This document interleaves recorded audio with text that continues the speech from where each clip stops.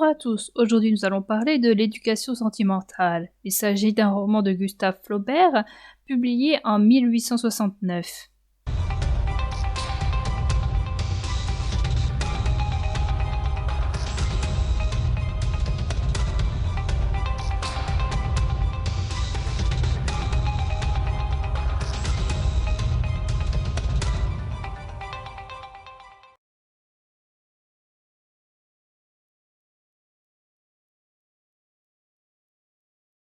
Le 15 septembre 1840, Frédéric est sur un bateau qui quitte Paris et qui le ramène chez lui à Nogent-sur-Seine. Frédéric vient d'être bachelier et continuera ses études à la rentrée en droit et à Paris. Sa mère l'a envoyé au Havre pour un possible héritage d'un oncle.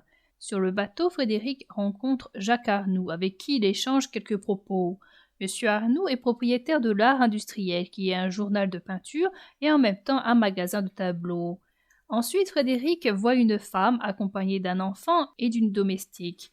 Frédéric a le coup de foudre pour cette femme. Il se rend compte rapidement qu'il s'agit de la femme de monsieur Arnoux. Une fois à terre, Frédéric se sépare des Arnoux.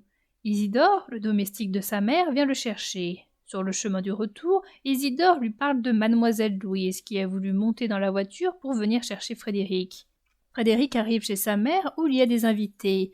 Il n'y reste pas longtemps car il reçoit un mot de son ami Deslauriers qui le demande. Deslauriers et Frédéric se sont rencontrés au collège et depuis leur amitié dure. Deslauriers est plus pauvre que Frédéric, plus âgé, et il a étudié le droit à Paris. Le souhait de Frédéric était que deux vivent à Paris ensemble et suivent leurs cours de droit. Cela ne peut pas se faire car Deslauriers est obligé de travailler comme maître clerc à Troyes afin de gagner sa vie car son père lui a coupé les vivres. Deslauriers conseille à Frédéric d'aller chez M. d'Ambreuse, un banquier, avec qui M. Roch, un homme qu'il vient de rencontrer en route, travaille. Frédéric s'installe à Paris, rue Saint-Hyacinthe. Ils seront chez les d'Ambreuse où il est reçu sans entrain. Il n'aura pas de leurs nouvelles avant longtemps. En sortant, par hasard, Frédéric arrive devant l'Art industriel. Il y voit ni M. Arnoux, ni Marie, la femme de M. Arnoux. Frédéric se rend à ses cours, mais il ne l'intéresse pas et il les abandonne rapidement. Ses connaissances l'ennuient. Quand il va voir M. Arnoux, ce dernier lui parle à peine. À cause de cet ennui, Fred demande à Deslauriers de venir habiter avec lui. Son ami vivra sur son argent. Deslauriers lui dit qu'il ne peut pas quitter son travail pour l'instant. Au théâtre, Frédéric voit M. Arnoux qui est accompagné de deux femmes dont aucune n'est Marie. L'année scolaire se passe. Il rentre chez lui l'été et à la rentrée il déménage quai Napoléon. Une révolte étudiante a lieu. Frédéric rencontre Dussardier qui se bat avec des sergents.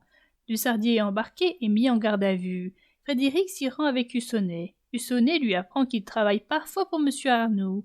Frédéric saute sur l'occasion et lui demande s'il peut l'introduire auprès de M. Arnoux.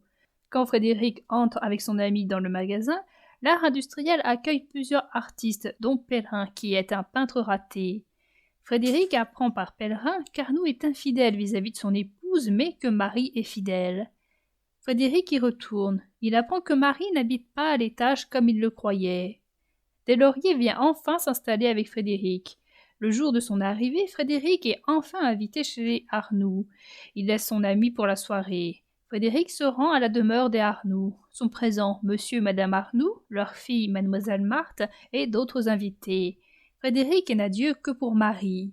À la fin de la soirée, elle lui tend la main pour le saluer. Il en est tout émoustillé. Quand il revient chez lui, Frédéric voit son ami endormi qu'il avait oublié et qu'il appelle l'autre. Frédéric s'achète du matériel de peinture et prend des cours auprès de Pellerin dans le but de se rapprocher de madame Arnoux. Deslauriers présente son ami Sénécal à Frédéric. Il déplaît à Frédéric. Deslauriers voudrait qu'il lui fasse rencontrer les Arnoux. Frédéric passe maintenant ses mercredis à la réunion des artistes et ses jeudis au dîner des Arnoux. Frédéric rate son examen de seconde année. Il entend le bruit que M. Arnoux va faire un voyage.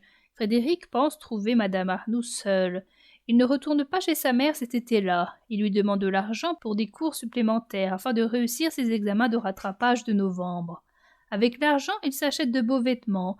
Il se rend à la demeure des Arnoux. Il tombe sur M. Arnoux qui n'est pas en voyage. Madame Arnoux veille sa mère malade à Chartres. Frédéric s'ennuie à Paris. Il dîne plusieurs fois avec M. Arnoux. Marie finit par revenir. Frédéric n'arrive toujours pas à lui avouer son amour. À cause des nerfs, il se met à pleurer. Deslauriers l'amène à une fête. Les jeunes hommes draguent les femmes, sauf Frédéric. Il reconnaît M. Arnoux et Lavatnas et il les colle pendant toute la soirée. Lavatnas est intéressé par Delmar, qui est un acteur. Luçonnet fait part à Frédéric d'une invitation. Frédéric est invité à une fête de Madame Arnoux qui se déroulera dans la maison de Saint-Cloud. Peu après, Frédéric est invité par les Dambreuses le même jour. Bien que Deslauriers conseille à Frédéric de préférer l'invitation des Dambreuses, Frédéric choisit d'aller voir Madame Arnoux. Il lui achète une ombrelle avec l'argent de Deslauriers car Frédéric se ruine en des achats de tableaux chez les Arnoux. La femme du banquier reporte le rendez-vous car elle a un empêchement. Frédéric se rend à Saint-Cloud. Il ne s'intéresse qu'à Madame Arnoux. Ils prennent la même voiture pour rentrer chez eux. Madame Arnoux repart chez sa mère. Au théâtre, Frédéric rencontre les Dambreuses.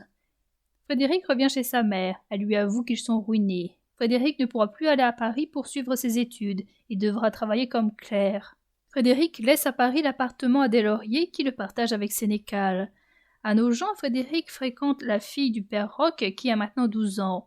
Il la voit comme une petite fille, mais elle est intéressée par lui. Frédéric reçoit l'héritage de son oncle, qui contient 27 000 francs. Il repart à Paris en disant qu'il veut se faire ministre.